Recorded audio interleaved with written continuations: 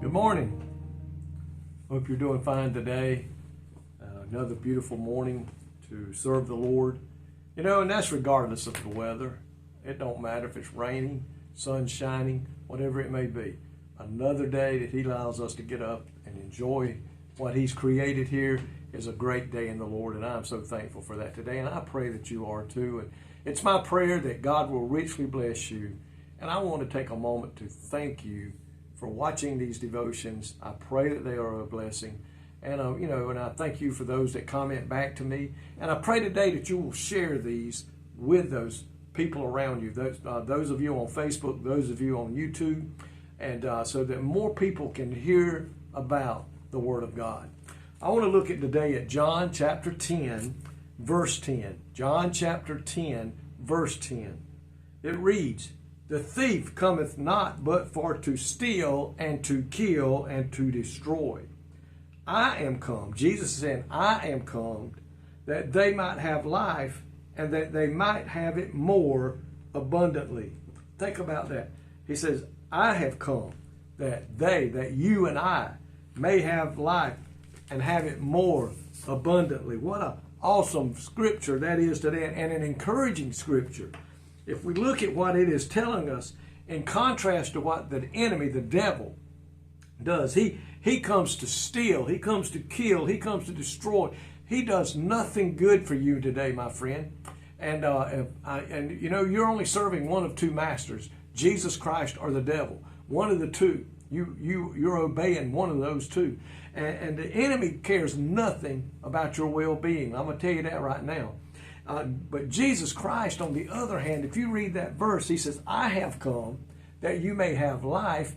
And not only that, He didn't stop there, but He said that you may have it more abundantly. Think about that today. What a blessing our God is today. And it says here that, it says, in contrast to the thief who takes life, Jesus gives life. He died on an old rugged cross so that you and I could have eternal life one day with Him. But between now and then, the life that He gives to us is abundantly rich and satisfying. It says, although it begins immediately when you turn to follow Him, life in Christ is more deeply meaningful than life without Him because of His overflowing of forgiveness, His love, and His guidance in our life today. My friend, He walks with us as we go through this world today. And I pray today that you're serving Him, that you've given Him directions in your life, that you've given your life and said, "Lord, I'll follow you and I'll go whatever way you want me to go." Don't let people keep you from that, what belongs to you, the abundant life. That's yours. God wants to give you that today if you'll just surrender your life to Him. Be thankful that you're making it, but you don't have to stop there. The Lord, thank you. Say, "Lord, thank you for being El Shaddai, the God of more than enough, the God of abundance and not of lack. Thank you, that abundance. I know you're going to give me what I need." And I like that verse in the Bible. It says sometimes He even gives you the desires of your heart. That's just how good God is. Are you living today in expectations, knowing that God is bigger than any problem you may face? Sometimes we forget that. We begin to look at this situation in our life that looks hopeless. I mean, it looks like there's no way out. It's coming regardless, and we're going to have to go through an awful time. But my friend, there is no problem in your life today that God is not big enough to handle. I want you to understand that and make sure you keep that. Are you discouraged thinking that the situation will never change? Don't be passive thinking about that you can never realize your dreams. Reach out to God and ask Him, pray and seek Him, and ask for Him to help you. Ask for directions in your life today, and what would He have you to do today? And are you living in expectation that God's going to deliver you? He's promised you He would. He said, "I'll answer your prayers. I'll meet your needs." He may not do it when we want it. He may not do it how we want it. But He has promised to answer your prayer.